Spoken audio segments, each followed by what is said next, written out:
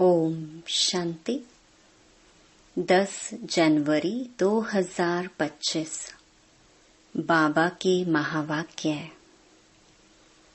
मीठे बच्चे, बाप तुम्हें ज्ञान योग की खुराक खिलाकर जबरदस्त खातिरी करते हैं, तो सदैव खुश मौज में रहो और श्रीमत अनुसार सबकी खातिरी करते चलो। प्रश्न: इस संगम युग पर आपके पास सबसे अमूल्य चीज कौन सी है जिसकी संभाल करनी है? उत्तर: इस सर्वोत्तम ब्राह्मण कुल में आपकी यह जीवन बहुत अमूल्य है। इसलिए शरीर की संभाल जरूर करनी है। ऐसे नहीं, यह तो मिट्टी का पुतला है, कहाँ यह खलास हो जाए। नहीं, इनको जीते रखना है। कोई बीमार होते हैं तो उनसे तंग नहीं होना चाहिए। उनको बोलो, तुम शिव बाबा को याद करो। जितना याद करेंगे उतना पाप कटते जाएंगे। उनकी सर्विस करनी चाहिए। जीता रहे, शिव बाबा को याद करता रहे। ओम शांति। ज्ञान का तीसरा नेत्र देने वाला रूहानी बाप बैठ रूहानी बच्चों को समझाते हैं। ज्ञान का तीसरा नेत्र सिवाय बाप के और कोई दे नहीं सकता। अभी तुम बच्चों को ज्ञान का तीसरा नेत्र मिला है। अभी तुम बच्चे जानते हो कि यह पुरानी दुनिया बदलने वाली है। बेचारे मनुष्य नहीं जानते कि कौन बदलाने वाला है और कैसे बदलाते हैं, क्योंकि उन्हों को ज्ञान का तीसरा नेत्र ही नहीं है। तुम बच्चों को अभी ज्ञान का तीसरा नेत्र मिला है, जिससे तुम सृष्टि के आदि मध्य अंत को जान गए हो। यह है ज्ञान की स्क्रीन। स्क्रीन की एक बूंद भी कितनी मीठी होती है। ज्ञान का एक ही अक्षर है, मन मना भव। यह अक्षर कितना मीठा है। अपने को आत्मा समझ बाप को याद करो। बाप शांति धाम और सुख धाम का रास्ता बता रहे हैं। बाप आए हैं बच्चों को स्वर्ग का वर्षा देने। तो बच्चों को कितनी खुशी रहनी चाहिए। कहते भी हैं, खुशी जैसी खुराक नहीं। जो सदैव खुश मौज में रहते हैं, उनके लिए यह जैसे खुराक होती है। 21 जन्म मौज में रहने की यह जबरदस्त खुराक है। यह खुराक सदैव एक दो को खिलाते रहो। यह है एक दो की जबरदस्त खातिरी। ऐसी खातिरी और कोई मनुष्य की कर न सके। तुम बच्चे श्रीमत पर सभी की रूहानी खातिरी करते हो। सच्ची सच्ची खुश खैराफत भी यह है, किसको बाप का परिचय देना। मीठे बच्चे जानते हैं, बेहद के बाप द्वारा हमको जीवन मुक्ति की सौगात मिलती है। सतयुग में भारत जीवन मुक्त था, पावन था। बाप बहुत बड़ी ऊंची खुराक देते हैं, तब तो गायन है। अतीन्द्रिय सुख पूछना हो तो गोप गोपियों से पूछो। यह ज्ञान और योग की कितनी फर्स्ट क्लास वंडरफुल खुराक है। और यह खुराक एक ही रूहानी सर्जन के पास है। और किसको इस खुराक का मालूम ही नहीं है। बाप कहते हैं, मीठे बच्चों, तुम्हारे लिए तेरी माना हथेली पर सौगात ले आया हूँ। मुक्ति, जीवन मुक्ति की यह सौगात मेरे पास ही रहती है। कल्प कल्प मैं ही आकर तुमको यह सौगात देता हूँ, फिर रावण छीन लेता है। तो अभी तुम बच्चों को कितना खुशी का पारा चढ़ा रहना चाहिए। तुम जानते हो हमारा एक ही बाप टीचर और सच्चा सच्चा सतगुरु है, जो हमको साथ ले जाते हैं। मोस्ट बिलवेड बाप से विश्व की बादशाही मिलती है। यह कम बात है क्या? बच्चों को सदैव हर्षित रहना चाहिए। Godly student life is the best. यह अभी का ही गायन है ना। फिर नई दुनिया में तुम सदैव खुशियां मनाते रहेंगे। दुनिया नहीं जानती कि सच्ची सच्ची खुशियां कब मनाई जाएंगी। मनुष्यों को तो सतयुग का ज्ञान ही नहीं है, तो यहाँ ही मनाते रहते हैं। परंतु इस पुरानी तमो प्रधान दुनिया में खुशी कहाँ से आई? यहाँ तो त्राही त्राही करते रहते हैं। कितना दुख की दुनिया है। बाप तुम बच्चों को कितना सहज रास्ता बताते हैं। गृहस्थ व्यवहार में रहते कमल फूल समान रहो। धंधा धोरी आदि करते भी मुझे याद करते रहो। जैसे आशिक और माशूक होते हैं, वह तो एक दो को याद करते रहते हैं। वह उनका आशिक, वह उनका माशूक होता है। यहाँ यह बात नहीं है। यहाँ तो तुम सभी एक माशूक के जन्म जन्मांतर से आशिक रहे हो। बाप तुम्हारा कभी आशिक नहीं बनता। तुम उस माशूक को आने लिए याद करते आए हो।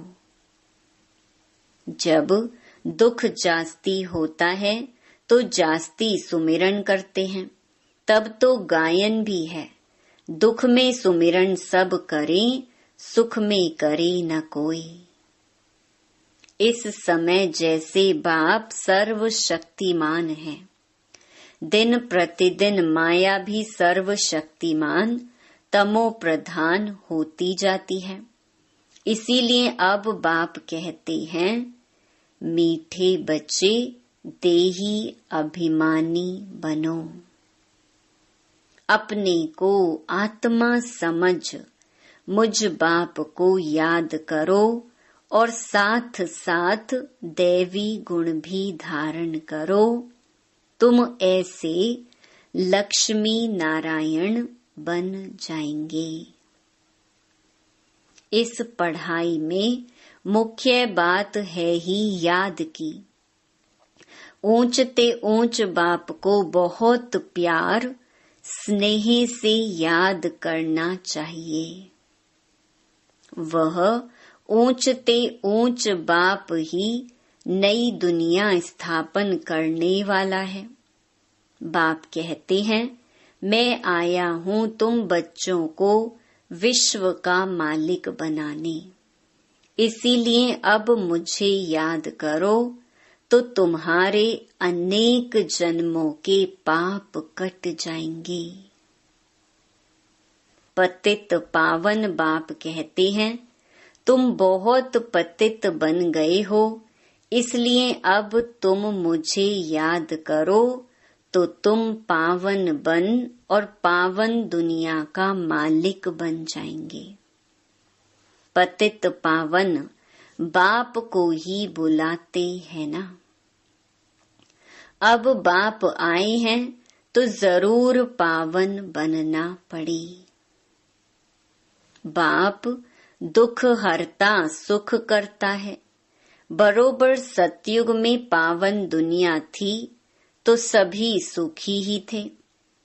अब बाप फिर से कहते हैं, बच्चे शांति धाम और सुख धाम को याद करते रहो।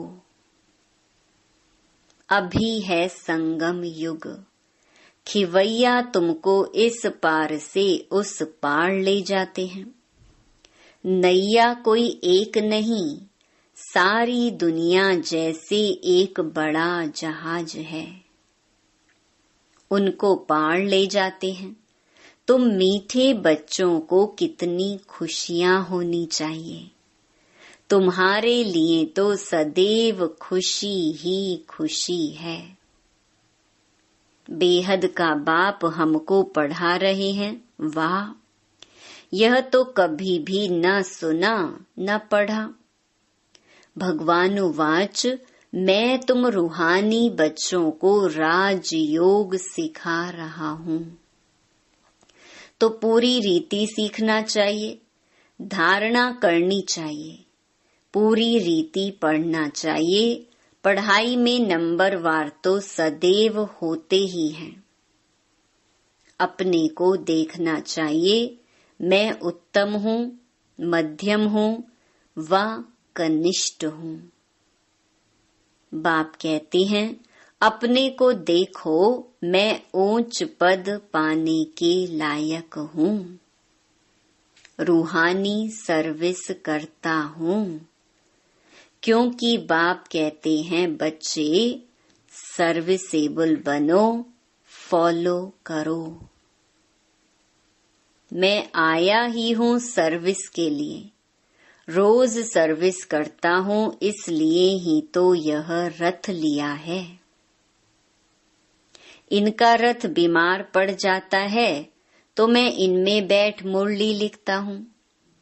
मुख से तो बोल नहीं सकते तो मैं लिख देता हूँ, ताकि बच्चों के लिए मुरली मिस ना हो, तो मैं भी सर्विस पर हूँ ना। यह है रूहानी सर्विस। तो तुम बच्चे भी बाप की सर्विस में लग जाओ, ऑन गॉड फादरली सर्विस। जो अच्छा पुरुषार्थ करते हैं, अच्छी सर्विस करते हैं, उनको महावीर कहा जाता है। देखा जाता है कौन महावीर हैं, जो बाबा के डायरेक्शन पर चलते हैं। बाप का फरमान है, अपने को आत्मा समझ भाई भाई देखो। इस शरीर को भूल जाओ। बाबा भी शरीर को नहीं देखते हैं। बाप कहते हैं, मैं आत्माओं को देखता हूँ। बाकी यह तो ज्ञान है कि आत्मा शरीर बिगर बोल नहीं सकती। मैं भी इस शरीर में आया हूँ, लोन लिया हुआ है। शरीर साथ ही आत्मा पढ़ सकती है। बाबा की बैठक यहाँ भ्रकुटी में है। यह है अकाल तख्त। आत्मा अकाल मूर्त है। आत्मा कब छोटी बड़ी नहीं होती है, शरीर छोटा बड़ा होता है। जो भी आत्माएं हैं, उन सभी का तख्त यह भ्रकुटी है। शरीर तो सभी के भिन्न भिन्न होते हैं। किसका अकाल तख्त पुरुष का है, किसका अकाल तख्त स्त्री का है, किसका अकाल तख्त बच्चे का है। बाप बैठ बच्चों को रूहानी ड्रिल सिखलाते हैं। जब कोई से बात करो तो पहले अपने को आत्मा समझो। हम आत्मा फलाने भाई से बात करते हैं। बाप का पैगाम देते हैं कि शिव बाबा को याद करो। याद से ही जंग उतरनी है। सोने में जब अलॉय पड़ती है तो सोने की वैल्यू ही कम हो जाती है। तुम आत्माओं में भी जंग पड़ने से तुम वैल्यूलेस हो गए हो। अब फिर पावन बनना है। तुम आत्माओं को अब ज्ञान का तीसरा नेत्र मिला है। उस नेत्र से अपने भाइयों को देखो। भाई भाई को देखने से कर्मेंद्रियां चंचल नहीं होंगी। राज्य भाग्य लेना है, विश्व का मालिक बनना है तो यह मेहनत करो। भाई भाई समझ सभी को ज्ञान दो, तो फिर यह टेव आदत पक्की हो जाएगी। सच्चे सच्चे ब्रदर्स तुम सभी हो। बाप भी ऊपर से आए हैं, तुम भी आए हो। बाप बच्चों सहित सर्विस कर रहे हैं। सर्विस करने की बाप हिम्मत देते हैं। हिम्मते बच्चे, मददे बाप। तो यह प्रैक्टिस करनी है। मैं आत्मा भाई को पढ़ाता हूँ। आत्मा पढ़ती है ना। इसको स्पिरिचुअल नॉलेज कहा जाता है, जो रूहानी बाप से ही मिलती है। संगम पर ही बाप आकर यह नॉलेज देते हैं कि अपने को आत्मा समझो। तुम नंगे आए थे, फिर यहाँ शरीर धारण कर तुमने 84 जन्म पार्ट बजाया है। अब फिर वापस चलना है, इसलिए अपने को आत्मा समझ भाई भाई की दृष्टि से देखना है। यह मेहनत करनी है। अपनी मेहनत करनी है, दूसरे में हमारा क्या जाता। चैरिटी बिगिंस एट होम, अर्थात पहले खुद को आत्मा समझ फिर भाइयों को समझाओ, तो अच्छी रीति तीर लगेगा। यह जौहर भरना है। मेहनत करेंगे तब ही ऊंच पद पाएंगे। इसमें कुछ सहन भी करना पड़ता है। जब कोई उल्टी सुल्टी बात बोले तो तुम चुप रहो। तुम चुप रहेंगे तो फिर दूसरा क्या करेगा। ताली 2 हाथ से बजती है। एक ने मुख की ताली बजाई, दूसरा चुप कर दे तो वह आपे ही चुप हो जाएंगे। ताली से ताली बजने से आवाज हो जाता है। बच्चों को 1-2 का कल्याण करना है। बाप समझाते हैं, बच्चे सदैव खुशी में रहने चाहते हो तो मन मना भव। अपने को आत्मा समझ बाप को याद करो। भाइयों, आत्माओं तरफ देखो तो बच्चों को रूहानी यात्रा पर रहने की आदत डालनी है। तुम्हारे ही फायदे की बात है। बाप की शिक्षा भाइयों को देनी है। बाप कहते हैं, मैं तुम आत्माओं को ज्ञान दे रहा हूँ, आत्माओं को ही देखता हूँ। मनुष्य से बात करेंगे तो उनके मुंह को देखेंगे ना। तुम आत्मा से बात करते हो तो आत्मा को ही देखना है। भल शरीर द्वारा ज्ञान देते हो, परंतु इसमें शरीर का भान तोड़ना होता है। तुम्हारी आत्मा समझती है, परमात्मा बाप हमको ज्ञान दे रहे हैं। बाप भी कहते हैं, आत्माओं को देखता हूँ। आत्माएं भी कहती, हम परमात्मा बाप को देख रहे हैं। उनसे नॉलेज ले रहे हैं। इसको कहा जाता है स्पिरिचुअल ज्ञान की लेन देन। आत्मा की आत्मा के साथ। आत्मा में ही ज्ञान है, आत्मा को ही ज्ञान देना है। यह जैसे जौहर है, तुम्हारे ज्ञान में यह जौहर भर जाएगा तो किसको भी समझाने से झट तीर लग जाएगा। बाप कहते हैं प्रैक्टिस करके देखो, तीर लगता है ना। यह नई टेव डालनी है तो फिर शरीर का भान निकल जाएगा। माया के तूफान कम आएंगे, बुरे संकल्प नहीं आएंगे, क्रिमिनल आई भी नहीं रहेगी। हम आत्मा ने 84 का चक्कर लगाया, अब नाटक पूरा होता है। अब बाबा की याद में रहना है। याद से ही तमो प्रधान से सतो प्रधान बन, सतो प्रधान दुनिया के मालिक बन जाएंगे। कितना सहज है। बाप जानते हैं बच्चों को यह शिक्षा देना भी मेरा पार्ट ही है। कोई नई बात नहीं। हर 5000 वर्ष बाद हमको आना होता है। मैं बंधायमान हूँ।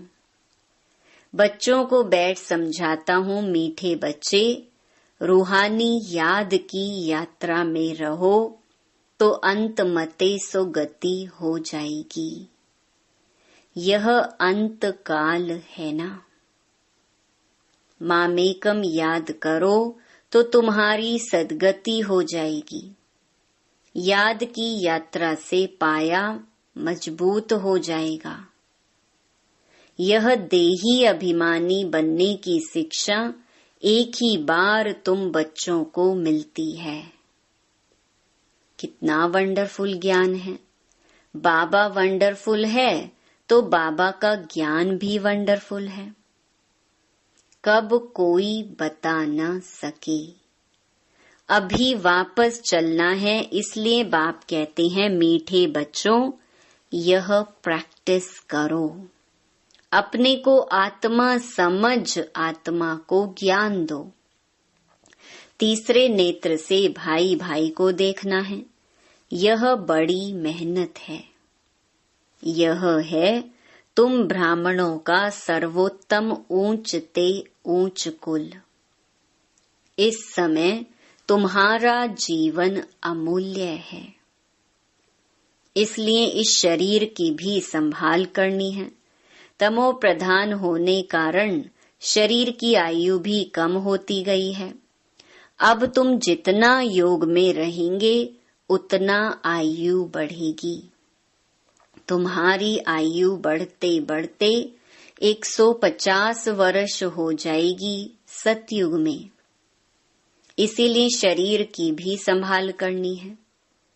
ऐसे नहीं यह तो मिट्टी का पुतला है, कहाँ यह खलास हो जाए। नहीं, इनको जीते रखना है। यह अमूल्य जीवन है ना। कोई बीमार होते हैं तो उनसे तंग नहीं होना चाहिए। उनको भी बोलो शिव बाबा को याद करो। जितना याद करेंगे उतना उनके पाप कटते जाएंगे। उनकी सर्विस करनी चाहिए। जीता रहे, शिव बाबा को याद करता रहे। यह समझ तो रहती है ना, हम बाबा को याद करते हैं। आत्मा याद करती है बाप से वर्षा पाने के लिए। अच्छा, मीठे मीठे सिकिलधे बच्चों प्रति नंबरवार पुरुषार्थ अनुसार मात पिता बाप दादा का याद प्यार और गुड मॉर्निंग। रूहानी बाप की रूहानी बच्चों को नमस्ते। धारणा के लिए मुख्य सार। पहला, अपने को देखो, मैं पुरुषार्थ में उत्तम हूँ, मध्यम हूँ या कनिष्ठ हूँ। मैं ऊंच पद पाने के लायक हूँ। मैं रूहानी सर्विस करता हूँ। दूसरा, तीसरे नेत्र से आत्मा भाई को देखो, भाई भाई समझ सभी को ज्ञान दो। आत्मिक स्थिति में रहने की आदत डालो तो कर्मेंद्रियां चंचल नहीं होंगी। वरदान, ब्रह्मा बाप समान महात्याग से महान भाग्य बनाने वाले फरिश्ता सो विश्व महाराजन भव। फरिश्ता सो विश्व महाराजन बनने का वरदान उन्हीं बच्चों को प्राप्त होता है जो ब्रह्मा बाप के हर कर्म रूपी कदम के पीछे कदम उठाने वाले हैं, जिनका मन बुद्धि संस्कार सदा बाप के आगे समर्पित है। जैसे ब्रह्मा बाप ने इसी महात्याग से महान भाग्य प्राप्त किया, अर्थात नंबर 1 संपूर्ण फरिश्ता और नंबर 1 विश्व महाराजन बने, ऐसे फॉलो फादर करने वाले बच्चे भी महान त्यागी व सर्वस्व त्यागी होंगे। संस्कार रूप से भी विकारों के वंश का त्याग करेंगे। स्लोगन, अभी सब आधार टूटने हैं, इसलिए एक बाप को अपना आधार बनाओ। अपनी शक्तिशाली मनसा द्वारा सकाश देने की सेवा करो।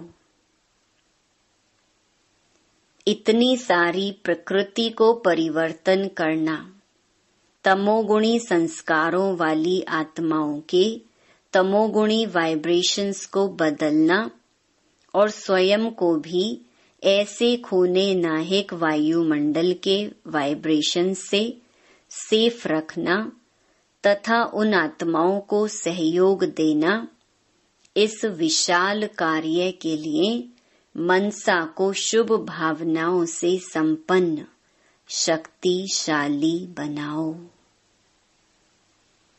ओम शांति।